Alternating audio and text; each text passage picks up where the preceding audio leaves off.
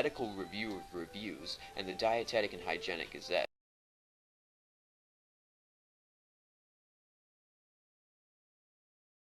Do you completely control your actions?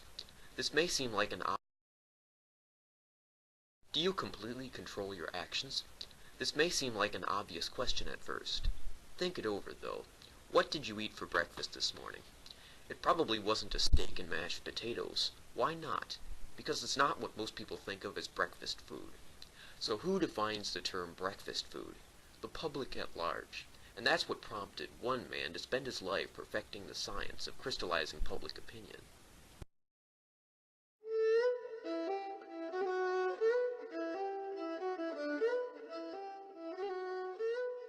In December of 1912, an unemployed 20-year-old named Edward Louis Bernays was still trying to figure out what to do with his life. One cold morning in Manhattan, he bumped into an old friend on the 9th Avenue trolley. The man was Fred Robinson, owner of two low-profile medical journals called the Medical Review of Reviews and the Dietetic and Hygienic Gazette. He asked Eddie, "How'd you like to help me run the Review and Gazette?" Eddie, despite knowing little about medicine, accepted the job on the spot. The big break for the enterprising pair came when they partnered with an actor named Richard Bernay to produce a play called Damaged Goods. The plot revolved around a man with syphilis who married and had a child with the disease. The play violated early 20th century taboos on so many levels that few people ever thought it could be produced, but Eddie was determined to make it happen. He published articles in the Review and Gazette and formed a group he called the Sociological Fund Committee, dedicated to the worthiness of battling prudishness. It attracted such noteworthy members as John D. Rockefeller Jr., Franklin D. Roosevelt, and Dr. William J. Shiflin, inventor of the syphilis treatment. The play was an instant hit. Fred and Eddie immediately began thinking of other plays they could promote in the same way, about other social evils, like drugs or prostitution, but their strategizing was cut short by Richard Bennett, who had bought the rights to Damaged Goods. In a letter he told them, "I don't need your damn sociological fund anymore. I own all the rights to Damaged Goods. Ta-ta." Eddie was too resilient a man to let a loss like that stop him, though. Having gotten his first taste of the job he was to spend the rest of his life pursuing, he didn't want to return to the slow job of editing medical magazines. Instead, he traveled to what is now the Czech Republic to visit his uncle Sigmund Freud. He spent his summer there, learning about his uncle's theories about the subconscious. What Eddie got from Freud was indeed this idea that there is a lot more going on in human decision-making. Not only among individuals, but even more importantly among groups.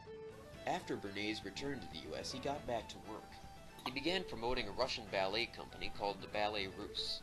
The major difficulty was that Americans had little respect for European culture and thought men had no business on the stage in tights. He began by writing a monograph mostly about the ballet itself and how it had influenced modern novelties and fashions. He used the pen name Abern Edwards so people wouldn't recognize him as the same person who wrote a similar article for the magazine Vanity Fair.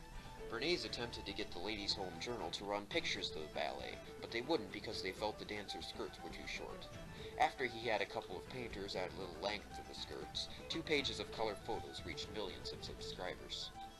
Then there was the problem of building the reputation of the principal dancers. He tried calling a press conference, but only one newspaper showed up. So he took a picture of principal ballerina Flora Revalis at the Bronx Zoo with a python draped around her neck and urged her to make the snake a personal trademark. As he explained it later, Flora Revalis might well have had to wait years for national recognition. That snake took up a lot of lag time.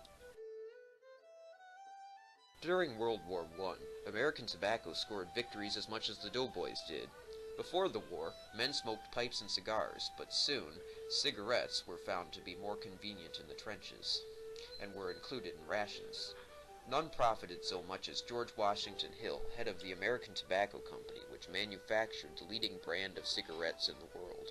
But Hill, always one to leverage an opportunity, saw women as his next target, and he hired Edward Bernays to help him.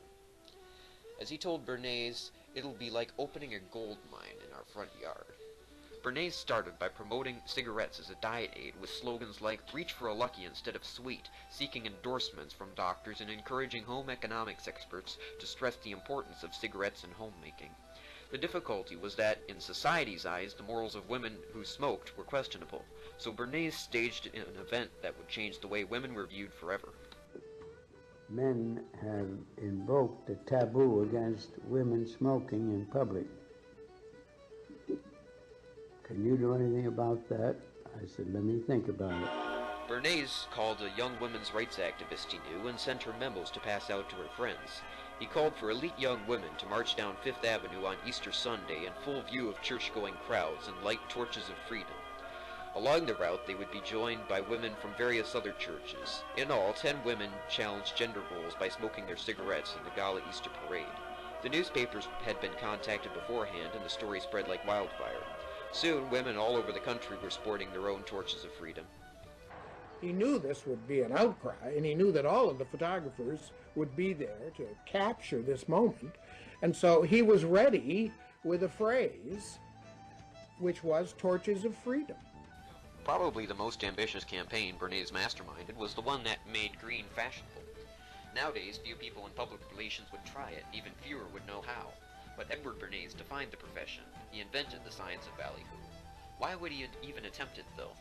Because his employer, George Hill, CEO of American Tobacco, had just spent millions of dollars to advertise the Lucky Strike package and vehemently refused to change it. However, since the growing female market thought the green package clashed with their outfits, it was up to Bernays to make green the in color. Bernays used what he called Big Think. It was his own style, roundabout way of changing, not the image of a product, but the population's conscious and subconscious desires for it. He asked shopkeepers to make green window displays and got French fashion designers to make green clothes. He went so far as to convince a doctor to publish an essay saying green vegetables were good for you. Soon everyone got into the green craze, while Bernays put the icing on the cake, an event he called the Green Ball. Naturally, the dresses were green, the decorations were green, and all the proceeds went to charity. The elite of society were invited. Suddenly, green was all the rage, and Lucky Strike sales went through the roof. In 1923, Bernays published the first book ever written on the how-to of propaganda, titled Crystallizing Public Opinion, a pioneer work which has become a classic and is still widely used in the field of public relations today. The public had come a long way in such a short time. Just a little under 4 decades earlier, the railroad magnate William Henry Vanderbilt had famously told a reporter, "The public be damned." Now Edward Bernays was proving that modifying the opinion of the public was a success story waiting to happen for any company who cared to hire him, causing him to be in high demand. He raised his fees because of the demand, and also because he believed that people wouldn't take his advice unless they paid more for it. And, as he pointed out, he was no miracle worker. As he said often, people go where they want to be led. In the mid-1920s, Beechnut Packing Company, a huge bacon producer, hired Bernays to increase their slumping bacon sales. The most common tactic of the day would have been to attack the other bacon companies, but Bernays saw things a bit differently. He found that Americans ate less for breakfast because they were in a hurry in the morning, so he convinced a doctor he knew in New York to write colleagues to see if they endorsed a light or a hearty breakfast. Hearty won a landslide victory, the word spread through the media, and Americans followed the advice. Bernays promoted bacon and eggs as the best way to start your day, and the modern American breakfast was born. The after effects of the campaign are still felt today. In 1933, Prohibition was repealed, but many communities were sympathetic to temperance, and dry communities began cropping up everywhere. So in 1935, beer brewers hired Bernays.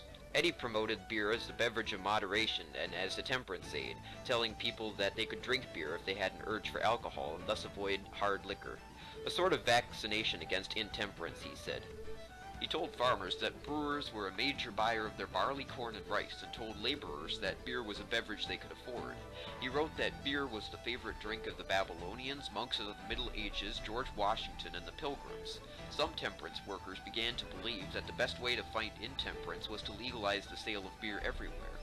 France may like its wine and Russia its vodka, but Bernays made sure that modern America's beverage of choice is beer. Over the years, Bernays worked for an impressive list of clients, including General Electric, General Motors, the New York Philharmonic, and President Calvin Coolidge.